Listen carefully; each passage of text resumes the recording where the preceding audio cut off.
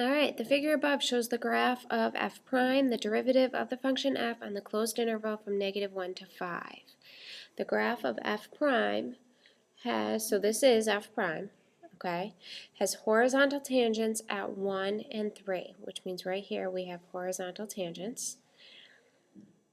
The function f is twice differentiable with f of 2 equals to 6. So this just means you can find the first and the second derivative. Okay, that's what that means. Excuse me. F of 2 equals 6, that gives you a point on the original curve.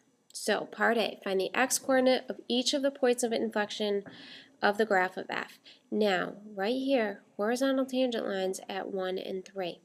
We know point of inflection when the second derivative equals 0 and switches sign. Okay, so this is f prime, so f double prime is the slope. Well, the slope equals 0 at x equals 1 and at x equals 3. And then if you look, we have 1 and 3, and this is x, and we're talking about f, and we're going to go f double prime. Before 1, the slope of f prime is increasing. That's a positive slope. Between 1 and 3, that slope is negative because you're decreasing. And then 3, now you have a positive slope again, so that is positive. So points of inflection, 1 and 3, are where it switches signs. Okay, f double prime switches signs there. So we have points of inflections in the x-coordinates, x equals 1 and x equals 3. Give a reason for your answer. You want to write out f double prime switches sign. Okay, before 1, f double prime is positive because f prime is increasing.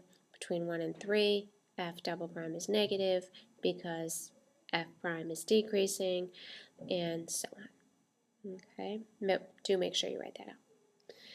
All right, on to part B. At what value of x does f attain a relative minimum on the interval from -1 to 5? Show the analysis that leads to your conclusion.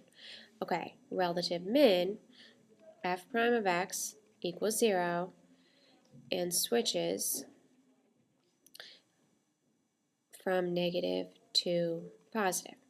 Okay, so given f prime, let's do our number line. F prime equals 0 at 1 and at 4.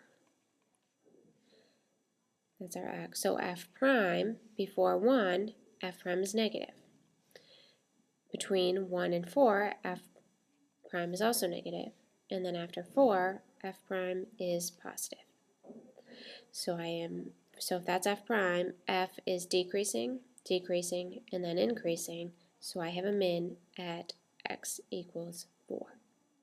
All right, so x equals 4 gives you a relative min. And show the analysis that leads to your conclusion.